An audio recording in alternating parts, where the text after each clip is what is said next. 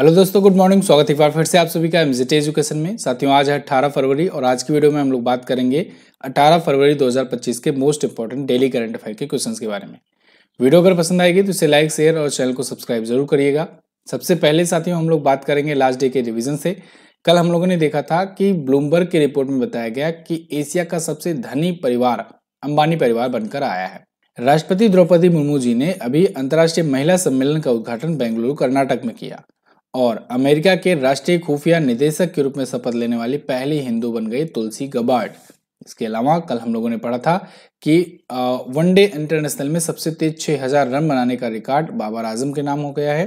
123 मैचों में इन्होंने दक्षिण अफ्रीका के हाशिम अमला के साथ संयुक्त रूप से सबसे तेज 6000 रन बनाने का रिकॉर्ड बनाया है।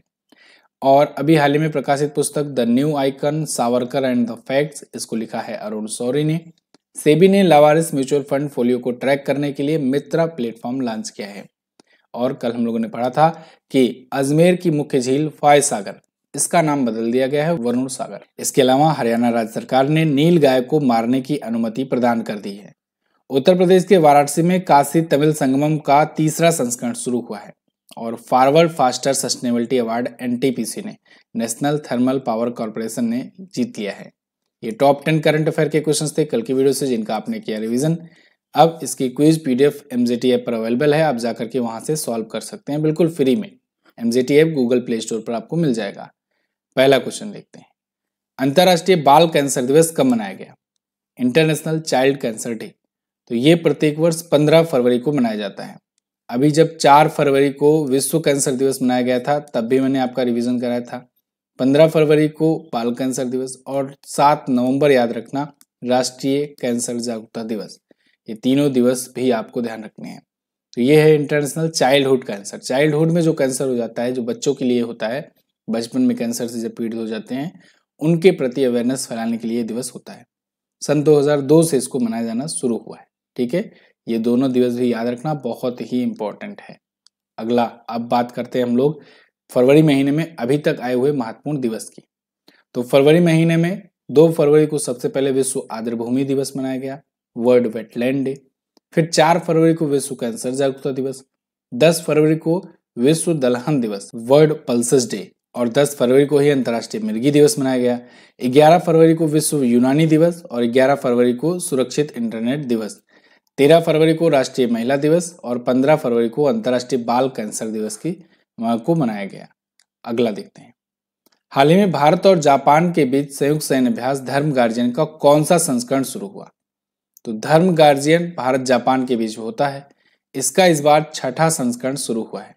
देखो, धर्म गार्जियन हो, वीर गार्जियन हो, एक्स एक्वेरियन हो, फिर इसके अलावा जिमेक्स हो, ये सब एक्सरसाइज भारत जापान के बीच होती है। तो धर्म गार्जियन जो मिलिट्री एक्सरसाइज है, ये अभी शुरू हुआ है भारत और जापान के बीच में, जापान के माउंट फूजी में। कहाँ पर? माउंट फूजी में। तो 25 फरवरी से शुरू होकर 9 मार्च तक ये चलेगा। 6ठा संस्करण है ये। देखिए यहाँ पर भारत जापान के बीच एक्सरसाइज है। इसमें मालाबार भी लिखा गया है, हालांकि मालाबार क्वाड के बीच होता है। क्वाड आप जानते हो कि ये 4 देशों का एक ग्रुप है चाइना को काउंटर करने के लिए, जिसमें इंडिया है, जापान है, यूएस है और ऑस्ट्रेलिया है। ठीक है, जापान और इंडिया इसमें भी है। अब कुछ और एक्सरसाइजेज हैं जिनका हम लोग रिवीजन करेंगे, जो पिछले दिनों में अभी आयोजित हुए थे। जैसे साइक्लोन 2025 भारत और मिस्र के बीच हुआ था, ट्रोपेक्स भारतीय सेना ने किया, एक्स एक्वेरियन भारत मालदीव ने किया, ला पैरोस बहुपक्षीय था, डेविल स्ट्राइक भारतीय सेना ने किया, सूर्य किरण भारत नेपाल के बीच हुआ, सेलिनेक्स भारत श्रीलंका के बीच हुआ, डेजर्ट नाइट ये भारत फ्रांस और यूएई ने किया, हरिमो शक्ति भारत मलेशिया ने किया। अगला, हाल ही में जारी 2025 की सबसे ज्यादा कमाई करने वाले एथलीट की लिस्ट में टॉप पर कौन है? तो देखो 2025 की लिस्ट आई हुई है जिसमें पिछले साल सबसे ज्यादा कमाई करने वाले एथलीट क्रिस्टियानो रोनाल्डो बनकर आए हुए हैं। क्रिस्टियानो रोनाल्डो ये पुर्तगाल के फुटबॉलर हैं और ये क्लब मैचेस में अगर बात करें तो अल नासर से खेलते हैं। अल नासर जो है ये सऊदी अरब का एक फुटबॉल क्लब है। तो फुटबॉल क्लब अल नासर से खेलेंगे, लेकिन देश के लिए जब खेलेंगे तो वो पुर्तगाल से खेलेंगे। तो इन्होंने सबसे ज्यादा कमाई की है पिछली साल। क्रिस्टियानो रोनाल्डो ने $285 मिलियन कमाए हैं। जॉन राहम ये $218 मिलियन कमाए हैं और लियोनल मेसी तीसरे पर हैं $135 मिलियन के साथ। वहीं अगर सबसे ज़्यादा कमाई करने वाली महिला की बात करें तो कोको गॉफ जो है ये सबसे ज़्यादा कमाई करने वाली महिला एथलीट है। 30.4 मिलियन डॉलर इन्होंने कमाई है, लेकिन ये टॉप 100 में नहीं है। ठीक है, अगला, हाल ही में आयोजित 9वें एशियाई शीतकालीन खेलों में किस देश ने सबसे ज्यादा मेडल जीते? तो 9वां एशियाई शीतकालीन खेल हुआ चाइना में, और चाइना ने ही सबसे ज्यादा मेडल भी जीता हुआ है।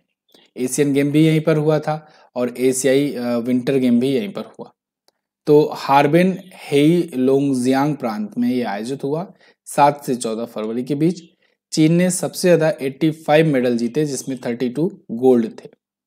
दूसरे पर साउथ कोरिया रहा 45 मेडल के साथ, और इसमें 16 गोल्ड थे। अच्छा, इसका ऑफिशियल स्लोगन है dream of winter love among Asia, और मस्कट बिन बिन और निनी था, जो कि एशियन गेम का भी था। भारत ने कोई मेडल तो नहीं जीता, लेकिन भारत ने अपना प्रतिनिधि भेजा था यहाँ। अगला है, हाल ही में नई दिल्ली में राष्ट्रीय जनजातीय महोत्सव आदि महोत्सव का उद्घाटन किया गया, किसके द्वारा?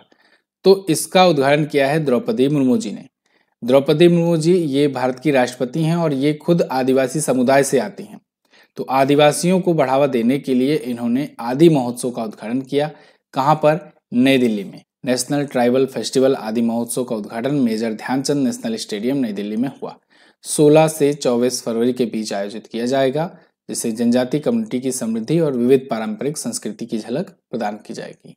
ओके, राष्ट्रपति द्रौपदी मुर्मू जी ये भारत की 15वीं राष्ट्रपति हैं और दूसरी महिला राष्ट्रपति हैं प्रतिभा देवी सिंह पाटिल जी के बाद, और ये आदिवासी कम्युनिटी से आती हैं। अगर पूछा जाएगा ये इससे पहले राष्ट्रपति बनने से पहले कहाँ की राज्यपाल थी, तब आप बताइएगा झारखंड की राज्यपाल थी।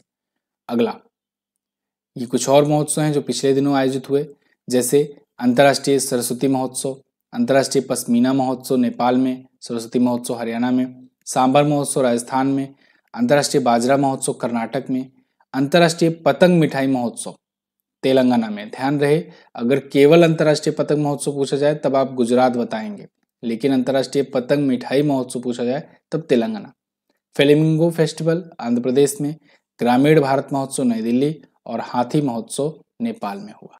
साथियों, अगर आपने अभी तक बुक नहीं ऑर्डर किया है तो ब्रह्मास्त्र करंट अफेयर की बुक को ऑर्डर कीजिए, और आगे आने वाले 1-2 महीने में आपके जो भी एग्जाम होने वाले हैं उसके लिए अभी से प्रिपरेशन स्टार्ट कर दीजिए। क्योंकि देखिए, इसमें जो भी कंटेंट आपको दिया गया है ना, उसमें टारगेट बना करके पेज वाइज दिया गया है। तो आप जो पेज वाइज दिया गया है उसका फायदा उठाओ कि कितने पेज से कितने पेज तक कौन सा चैप्टर है, इस टाइप से इंडेक्स आपको दिया गया है। तो आप पर डे का टारगेट बना करके कि आज इतने पेजेस पढ़ने हैं और शुरू कर दो, क्योंकि ये 600 पन्ने का 600 पेजेस का ये कंटेंट है। 240 पेज की बुक है, लेकिन 600 पेजेस का कंटेंट है इस पे। तो आप क्या करो ना कि इसके लिए जब भी आपका जैसे 2 महीने बाद एग्जाम है, तो अभी से इसका पढ़ना, इसको तैयार करना शुरू कर दो, जिससे एग्जाम से पहले तक एक बार बुक खत्म कर दो। बहुत इंपॉर्टेंट है कि इतने ज़्यादा कंटेंट है तो आपको टाइम लगेगा, इतने जल्दी आप नहीं कवर कर पाओगे। तो अच्छे से पढ़ो, इसको तैयार कर लो। इसको तैयार करने के बाद अगर आप 2024 से आपसे कोई सा भी क्वेश्चन पूछा जाता है, एक भी सिंगल क्वेश्चन नहीं छूटेगा आपका, ये मेरी गारंटी है, अगर आप एक बार ये बुक पढ़ डाले तो। अगला, और अमेजन फ्लिपकार्ट पर अवेलेबल है, लिंक डिस्क्रिप्शन में, आप जाकर ऑर्डर कर सकते हैं। अगला, किस देश के जैकब किपलिमो ने हाफ मैराथन में इतिहास रचा? तो जैकब किपलिमो ये हाफ मैराथन जीत गए हैं, ये हैं युगांडा के। इन्होंने एक वर्ल्ड रिकॉर्ड सेट कर दिया है। देखिए यहाँ पर, Jacob Kiplimo break half marathon world record in Barcelona. तो बार्सिलोना में ये इवेंट हुआ था और 56 मिनट 42 सेकंड में इन्होंने हाफ मैराथन कंप्लीट की है। इससे पहले कभी 56 के आंकड़े पर कोई नहीं पहुंचा था। लास्ट रिकॉर्ड 57 मिनट 30 सेकंड का था, लेकिन इन्होंने 56 मिनट 42 सेकंड का रिकॉर्ड बना करके इतने में दूरी पूरी करके एक नया वर्ल्ड रिकॉर्ड सेट कर दिया है। 24 ईयर के हैं ये, हैं कहाँ के? युगांडा के। ओके, तो world athletic gold level race में इन्होंने वर्ल्ड रिकॉर्ड सेट किया है। अच्छा, हाफ मैराथन क्या है? तो देखो, मैराथन की लंबाई कितनी होती है? मैराथन की लंबाई पूछी जाती है 42.195 किलोमीटर होती है ना। इसी का कर दो हाफ, तो हाफ मैराथन हो जाएगा। हाफ मैराथन की जो लंबाई होती है ये 21 पॉइंट समथिंग किलोमीटर होती है। ठीक है, तो इसी हाफ मैराथन में इन्होंने वर्ल्ड रिकॉर्ड बनाया हुआ है। अगला क्वेश्चन है, हाल ही में जारी जलवायु जोखिम सूचकांक 2025 में भारत किस स्थान पर है? तो जलवायु जोखिम सूचकांक 2025 में भारत है छठे स्थान पर, भारत छठे स्थान पर आ गया है क्लाइमेट रिस्क इंडेक्स में। ठीक है, अब देखो क्लाइमेट रिस्क का मतलब क्या हुआ कि क्लाइमेट की वजह से कितने देशों ने कितना नुकसान सहा। 1993 से 2023 के दौरान ये रिपोर्ट जारी की गई, जिसमें चरम मौसमी घटनाओं की वजह से भारत टॉप 10 ऐसे देशों में है जो सबसे ज्यादा प्रभावित हुए मौसमी घटनाओं की वजह से। मौसमी घटनाएं जैसे मान लो कि बहुत ज्यादा बारिश हो गई, बहुत ज्यादा सूखा पड़ गया, या कोई भी ऐसी बड़ी बड़ी घटनाएं हो गई, हीट वेव आ गया जिससे मृत्यु हो गई। ठीक है, तो 180 बिलियन डॉलर का आर्थिक नुकसान हुआ भारत को, 80,000 से ज्यादा लोगों की मृत्यु हुई। इसमें 1993 में, 1998 में, 2013 में बाढ़, और 2002 में, 2003, 2015 में हीट वेव, ये सभी शामिल थे। तो ये सभी प्राकृतिक आपदा हैं जलवायु की वजह से जो आई हुई। तो रिपोर्ट के मुताबिक चीन, भारत और फिलीपींस जैसे देश सबसे ज्यादा प्रभावित हुए हैं। ओके, चलिए अगला यहाँ पर कुछ और सूचकांक है, उनका रिवीजन करेंगे, पिछले दिनों में आए थे। भ्रष्टाचार धारणा सूचकांक यानी करप्शन परसेप्शन इंडेक्स में भारत 96वें स्थान पर है। लॉजिस्टिक परफॉर्मेंस इंडेक्स में भारत 38वें पर है। ग्लोबल फायर पावर इंडेक्स में चौथे पर। एडलमैन ट्रस्ट बैरोमीटर रैंकिंग में तीसरे पर। विश्व भविष्य कौशल सूचकांक में 25वें पर। हेनले पासपोर्ट इंडेक्स में अब देखो 80वें पर आ गया, अभी लेटेस्ट रिपोर्ट आई है जिसमें भारत 80वें पर आ गया है। साइबर हमलों के मामलों में थ्रेटलैंड्स को रिपोर्ट में दूसरे पर है। सतत व्यापार सूचकांक में 23वें पर। जलवायु परिवर्तन प्रदर्शन सूचकांक में देखिए यहाँ क्लाइमेट चेंज परफॉर्मेंस इंडेक्स है और ये जलवायु जोखिम सूचकांक है, तो इसमें 10वें पर है, इसमें छठे पर है, कंफ्यूजन हो सकती है इसलिए दोनों याद रखना। अगला, हाल ही में किस राज्य या केंद्र शासित प्रदेश में भारत वय वंदना योजना शुरू किया? तो भारत वय वंदना योजना ये पुडुचेरी में शुरू किया गया है। पुडुचेरी एक यूनियन टेरिटरी है, ठीक है, केंद्र शासित प्रदेश है। तो यहाँ पर वय वंदना, भारत वय वंदना योजना शुरू किया गया है। इसे आयुष्मान वय भारत वय वंदना योजना भी कहते हैं पूरी तरीके से। ठीक है, तो ये भी एक प्रकार का हेल्थ इंश्योरेंस स्कीम है।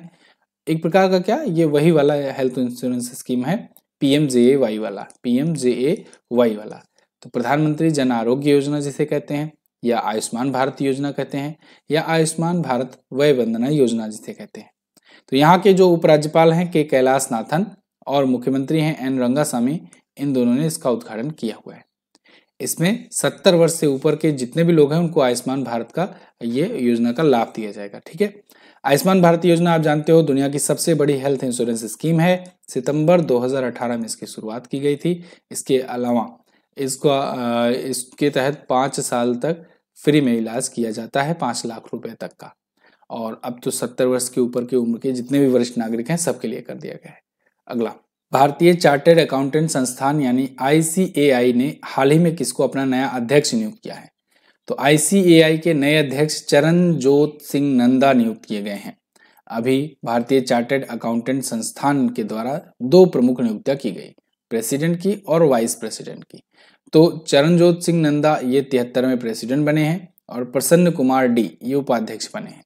ठीक है, 12 फरवरी को नियुक्ति की गई, 2025-26 तक इनका कार्यकाल रहने वाला है।